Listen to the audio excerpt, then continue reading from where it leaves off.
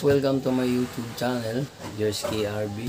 So ngayon guys, meron tayong ayusin. So ito guys, kita nyo. Wala nyo guys kung ano to. Parang isa siyang induction, electric.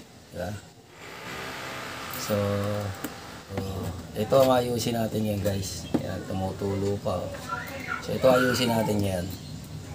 Problema nito ngayon guys ay wala siyang power.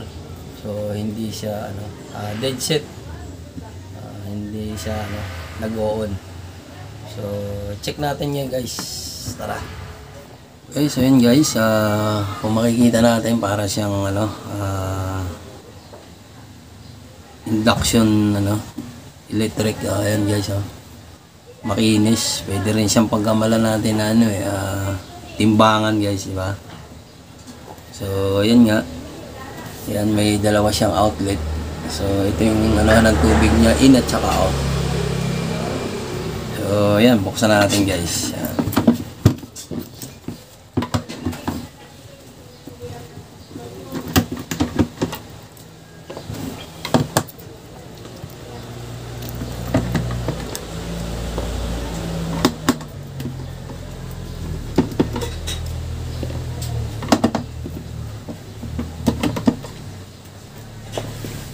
Okay, yan guys.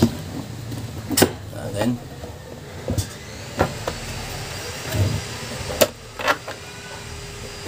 okay, so yun siya. Yan. Yun siya guys. Yan. Kita natin. Dito manggagaling yung supply niya guys to. Ito. Okay, so wala naman siyang fuse guys. Ito yung mga relay niya. Okay.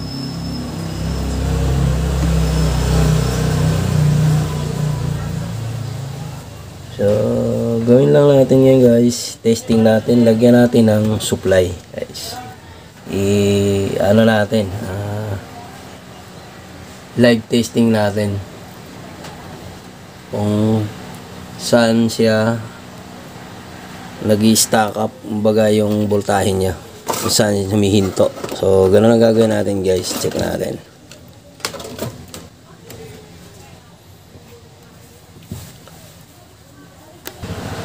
Okay, so dugtungan lang muna natin ang wire guys. Natin para dun sa niya easy. Muna natin para malaman natin kung saan nag-drop yung voltahe.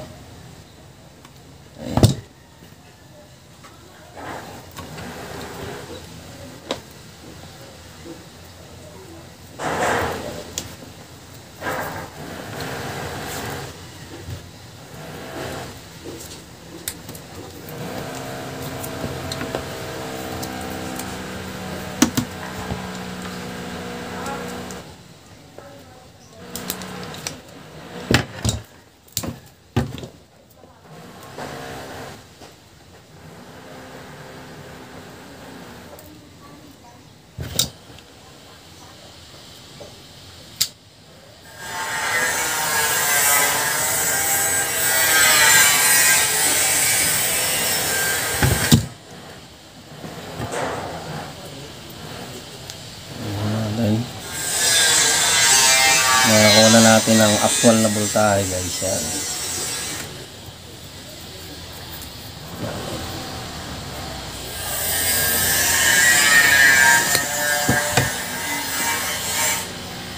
Okay, so guys, saksan na natin. Yan. Check na natin.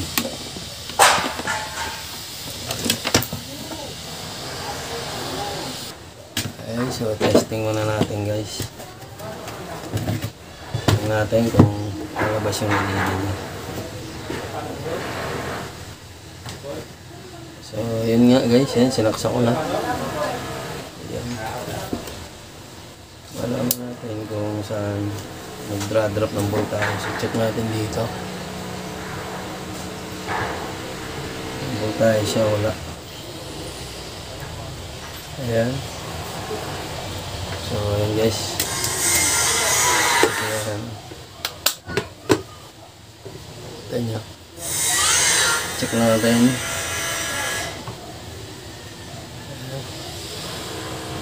Ayan. Itong kinukuha natin ng voltahe guys ay ano to.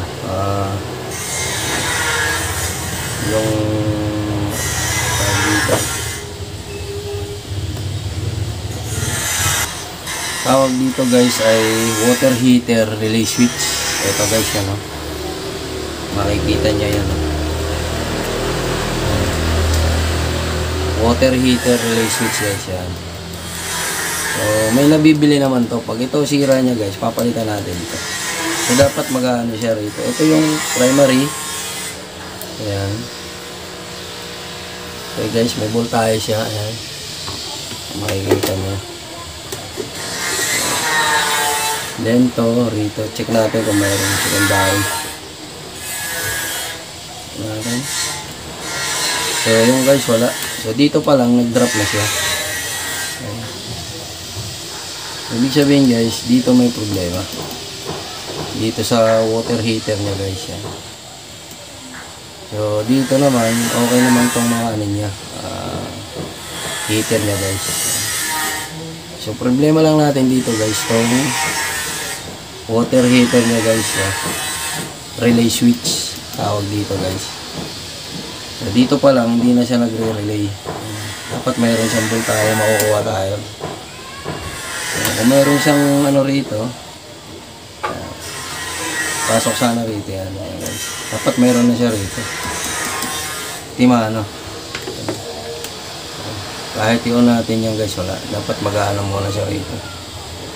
Mag-on. So dito pa lang may problema na tong ano, water heater relay switch guys. So kailangan natin palitan ito. Hindi natin pwede gawin ng remedy to kasi naka-fix to So yan guys yung problema nito. Dito sa relay switch.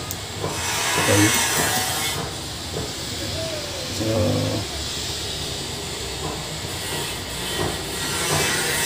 ang purpose nito guys, pinoprotektahan niya tong heater. So pag naka-detect to ng mainit na, ano guys, mag-break ngayon to. Kumbaga pinaka-breaker to. So ito yung naging sira niya guys. So pwedeng nag-ano to, overheat. Ito ngayon yung nag-protect. So ngayon, ito yung papalitan natin guys. Makikita niyo yan, heater. Water heater relay switch guys yan. So heater na siya. May kasama na siyang water heater. Relay switch na siya. Then dito nakaano siya. Parang ito yung nagpro-protect dito sa coil. So guys, yung nasa loob nito ay may coil. Okay, so yun guys, yung naging sira lang nito is itong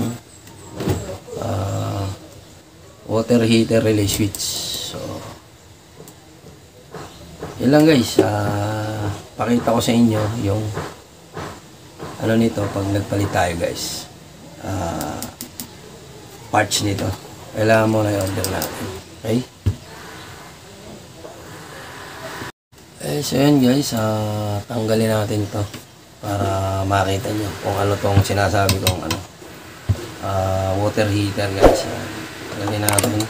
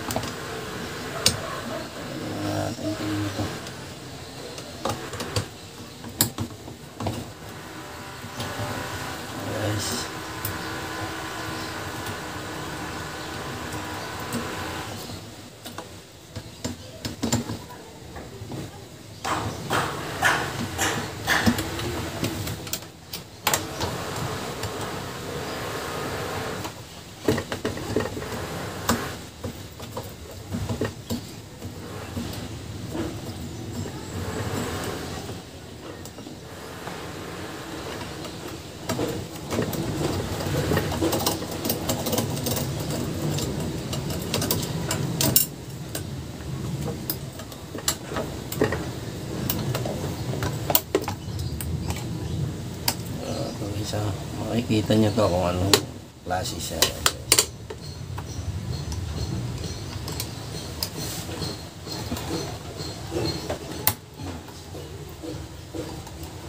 Sariwa pa, hindi pa nabuksan ng iba.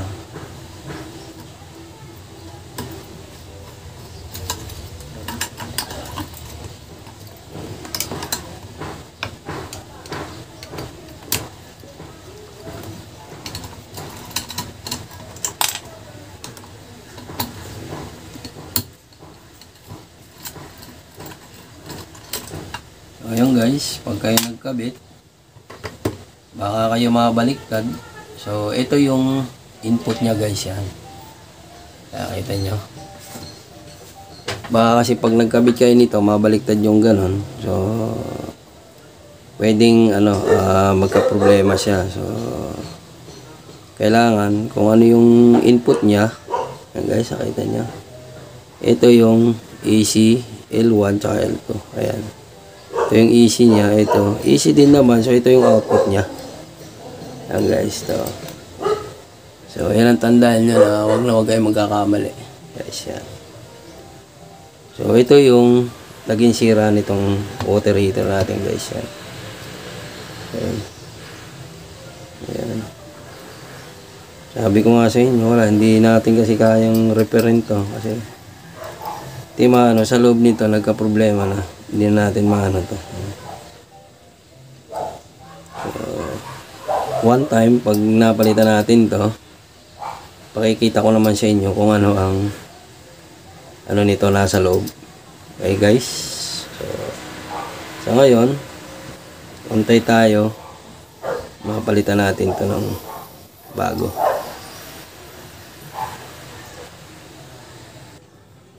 Okay guys. So ngayon,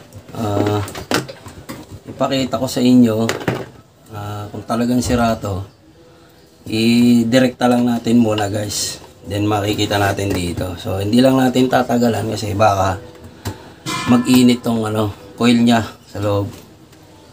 So pakita ko sa inyo guys, check natin. Ayan, lagyan lang muna natin ang tornilyo ito.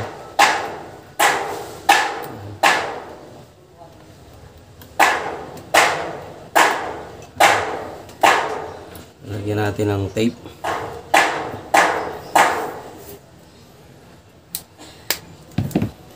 Para malaman natin na sira talaga yung relay switch nya.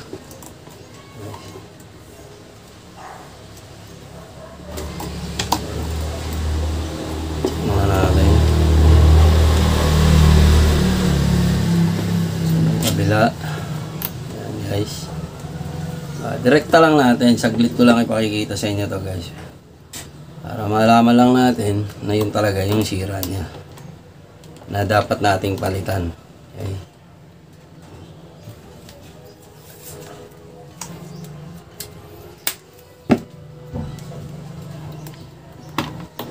Para i-prove ko lang sa inyo na yun talaga sira. Yan. Lagyan lang natin ng electrical tape. Dumikit.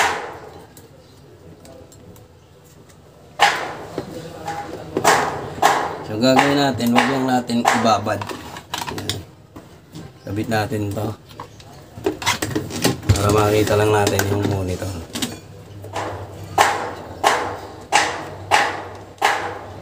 Ayan. Check natin. So ayan guys, check natin para makita lang din nyo na ito nga yung sira. Okay.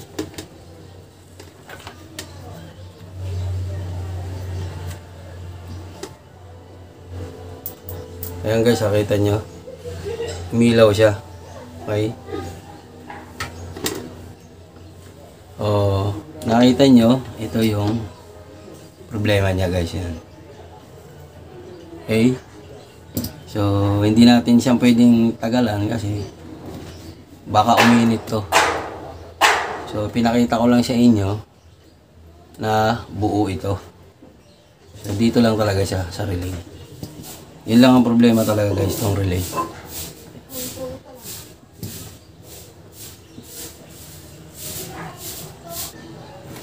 So, yun guys, pinakita ko lang sa inyo na ito talaga yung proof na ito talaga yung sira. So, yun lang yung papalitan natin dito. Thank you for watching guys. Lang.